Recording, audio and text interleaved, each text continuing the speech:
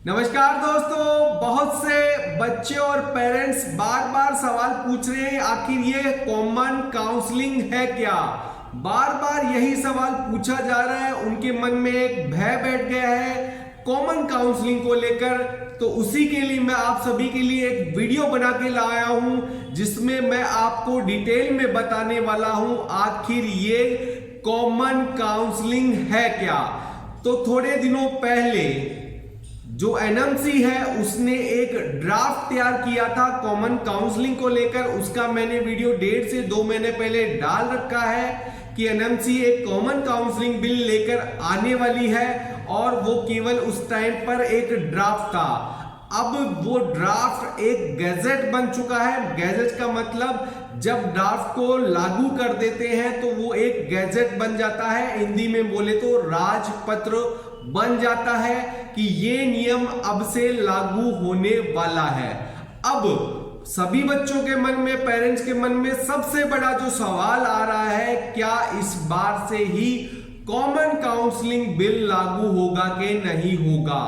तो अभी इसके बारे में कोई भी न्यूज एनएमसी ने नहीं दी है, ना कि किसी अदर सोर्सेस से आ रही है कि ये 2023 में ही लागू होगा कि नहीं होगा। हाँ, 2024 में ये 100% लागू होने वाला है।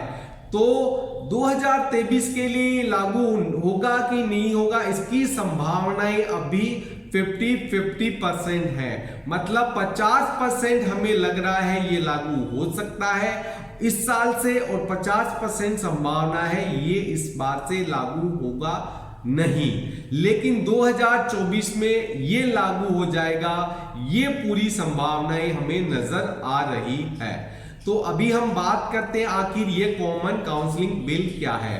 तो एनएमसी ने अपनी वेबसाइट पर एक गैजेट डाल रखा है जो कि 2 तारीख का है। 2 जून का ये गैजेट है जो कि एनएमसी की वेबसाइट पर 6 तारीख को डाला गया है। 6 जून को डाला गया है भारत का राजपत्र, द गैजेट ऑफ इंडिया। जब कोई नियम लागू हो जाता है तो वो गैजेट और राजपत्र बन जाता है। इसमें अपने से रिलेटेड जो बात है, ये जो गैजेट है वो लागू हुआ है, उसमें कई ऐसे नियम हैं जिसके द्वारा आने वाले समय में जो एमबीबीएस करने वाले स्टूडेंट हैं उनके लिए काफी नए नियम बनाए गए हैं, और इसको एक शॉर्ट नाम दिया गया है GMER 2023। इस नियम का जो शॉर्ट नाम है वो ये दिया गया है, और इसमें कई चीजें ऐसी हैं जो 2024 से लागू होने वाली है। लेकिन अभी हमें ध्यान रखना है कि इस साल क्या पॉसिबिलिटी है, क्या लागू होने वाला है। तो हम सीधे जो अपने काम की चीज है उस पर चलते हैं, और ये इसमें लिखा गया है अध्याय नंबर 3 में लिखा गया है प्रवेश, परामर्श, प्रवास आदि। मतलब आपके एडमिशन आदि से रिलेटेड जो नियम है वो यहाँ पर लिखे गए हैं अध्याय नंबर 3 के अंदर, और ये एनएमसी की वेबसाइट पर डाला गया है। मैं आपको इसका लिंक भी डिस्क्रिप्शन में प्रोवाइड कर दूंगा जिससे आप ये जाकर देख सकते हैं। ये एक ऑफिशियल नोटिस है, ये अफवाह नहीं है, ऑफिशियल नोटिस है जो कि आप खुद एनएमसी की वेबसाइट पर जाके देख सकते हैं। तो इसमें लिखा गया है 7 नंबर का जो पॉइंट है, नीट यूजी का संचालन। तो जो एनएमसी है उसको जो नीट यूजी की एग्जाम है आयोजित करता है, तथा नीट यूजी आयोजन करने के लिए ऐसी किसी भी एजेंसी को ये नामांकित कर सकता है। मतलब एनएमसी को ये पूरी अथॉरिटी दे दी गई है कि वो नीट यूजी का एग्जाम कंडक्ट करवा सकता है। उसके साथ ही साथ वो ऐसी एजेंसी को अपने द्वारा नामित कर सकता है जो कि आपकी जो कॉमन काउंसलिंग है वो करवा सकती है। मतलब अभी तक एमसीसी के थ्रू आपकी ऑल इंडिया की 15% कोटे की काउंसलिंग होती थी, लेकिन आगे आने वाले में दिनों में हो सकता है एमसीसी को काउंसलिंग को कंडक्ट ना करे, एनएमसी किसी अदर एजेंसी को हायर कर सकती है अपने लिए ये काउंसलिंग करवाने के लिए। तो ये पूरा जो भी है पावर वो एनएमसी को दे दिया गया है। और उसके बाद बात करते हैं कि इसमें लिखा गया है बशर्ते राष्ट्रीय आयुर्विज्ञान आयोग नीट यूजी आयोजित करने के लिए कोई ऐसी एजेंसी को नामित कर सकता है या उसकी तैनाती भी कर सकता है। मतलब एनएमसी को पूरा अथॉरिटी यहां पर मिल गई है। और उसके बाद इसमें नीट यूजी करने के वालों के लिए जो पात्रता है उसके लिए कई नियम यहाँ पर बताए गए हैं कि आपको क्या करना है। तो पहले वही है 17 साल वाला नियम है जो कि यहाँ पर बताया गया है, जो कि ऑलरेडी यहाँ पे चल रहा है। तीनों सब्जेक्ट है उसके साथ पास आउट होना चाहिए, 10+2 वो भी इसमें बताया गया है। अब कॉमन काउंसलिंग उसके बारे में बताया गया है यहाँ पर कि वर्तमान नियमों अथवा एनएमसी विनियमों में दी गई किसी भी बात का प्रतिकूल प्रभाव डाले बिना नीट यूजी की मेरिट सूची के आधार पर भारत में सभी चिकित्सक संस्थाओं मतलब मेडिकल कॉलेजों में स्नातक एमबीबीएस में प्रवेश लेने के लिए कॉमन काउंसलिंग होगी। मतलब ये कॉमन काउंसलिंग एमबीबीएस के लिए यूजी कोर्स के लिए अभी कंडक्ट करवाई जाएगी। पीजी कोर्स को इसमें शामिल नहीं किया गया है। यहां उन्होंने साफ साफ बोल दिया है कि कॉमन काउंसलिंग के अंदर आपके स्टेट का जो भी बेनिफिट आपको मिलना है वो वैसा का वैसा मिलता रहेगा। मतलब आपके हर स्टेट के अलग अलग कोटे होते हैं। कई स्टेट में ओबीसी होती है, कई स्टेट में उससे उसी की तरह की अदर कैटेगरी होती है, तो उनको जो बेनिफिट मिलता है वो वैसा का वैसा मिलता रहेगा। तो ऐसे ये पूरे नियम यहाँ पे दिखाए गए हैं। कोई अदर स्पेशल बात इसमें की नहीं गई है क्योंकि जो काउंसलिंग के रूल है वो बाद में आते हैं। अभी ये केवल गैजेट आया है। जैसे एमसीसी अपनी काउंसलिंग चालू होने से पहले पूरी काउंसलिंग के नियम देता है, वैसे के वैसे यहां पर अभी केवल गैजेट दिया गया है। उसके अलावा जो काउंसलिंग के नियम है वो अलग से दिए जाएंगे। यहां कॉमन काउंसलिंग के बारे में बस इतना ही बताया गया है।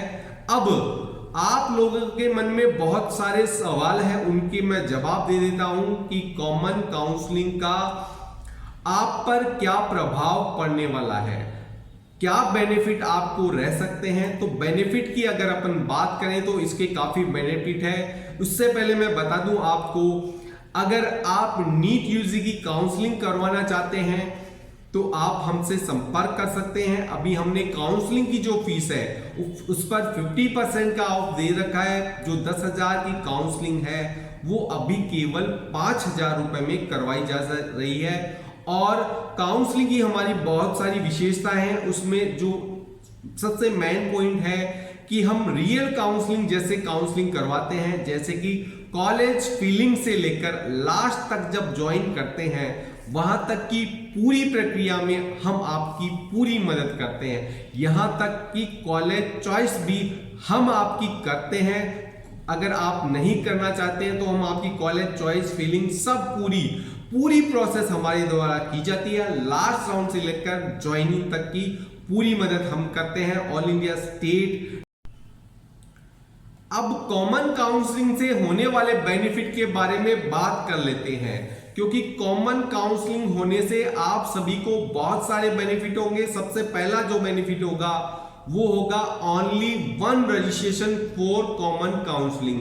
अभी तक चला आ रहा था कि आपके स्टेट का रजिस्ट्रेशन अलग होता था और ऑल इंडिया का रजिस्ट्रेशन अलग होता था। वो मिलकर अब एक रजिस्ट्रेशन होंगे, जिससे कि आपके ऊपर बर्डन कम होगा। Only 1 registration fees for common counselling.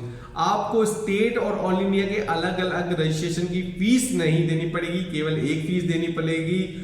Only 1 security money for common counselling. Third point है, केवल एक ही सिक्योरिटी मनी से आपका काम चल जाएगा। जैसा कि अगर आप ऑल इंडिया और स्टेट की काउंसलिंग के अलग अलग सिक्योरिटी मनी लगते थे, जैसे प्राइवेट के अलग अलग स्टेटों के अलग अलग सिक्योरिटी मनी लगते थे, वो सब हटके एक होने वाले हैं, जिससे आपको बहुत बड़ा फायदा मिलेगा। और सबसे बड़ा बिंदु है चौथा नंबर का, ऑनलाइन काउंसलिंग होगी। जितने भी राउंड होंगे वो सब ऑनलाइन होंगे, ऑफलाइन कोई भी राउंड नहीं होगा। ये भी बहुत बड़ा प्लस पॉइंट आपके लिए रहेगा। कोई भी डॉक्यूमेंट वेरिफिकेशन नहीं होगा, पांचवा पॉइंट है। छठा पॉइंट है, only 1 seat hold by candidate at A time, मतलब सीट को जो ब्लॉक करते हैं वो सिस्टम यहां से हट जाएगा। जैसे स्टेट और ऑल इंडिया 2 जगह सीट ब्लॉकिंग का जो चला रहा है सिस्टम, वो पूरा का पूरा खत्म हो जाएगा। ओनली 1% फॉर 1 सीट का ऑप्शन रह जाएगा। और नो सिक्योरिटी मनी फॉरफिट, मतलब कोई भी जो आपकी सिक्योरिटी मनी लगेगी प्राइवेट कॉलेजों के लिए, वो यहां पर लैप्स होने वाली नहीं है। No seat vacant after counselling, अगर कॉमन काउंसलिंग होगी तो लास्ट के राउंड तक कोई भी सीट बाकी नहीं रहेगी, वो आपको पूरी यहां पर एक ही काउंसलिंग के थ्रू करवा दी जाएगी। फोकस ओनली 1 प्लेटफॉर्म, आपको एक ही वेबसाइट पर जाकर अपनी काउंसलिंग करवानी है। आपको अलग अलग वेबसाइट पर जाकर परेशान नहीं होना है, बार बार कभी स्टेट की काउंसलिंग देंगे, कभी ऑल इंडिया की, ऐसा कुछ होने वाला नहीं है। एक ही जगह सब कुछ हो जाएगा। Admission in other course easily, मतलब अगर आप MBBS के अलावा BDS या अदर कोई कोर्सेस हो गए, BSc नर्सिंग, तो उसका भी पूरा बेनिफिट आपको एक ही जगह मिलने वाला है।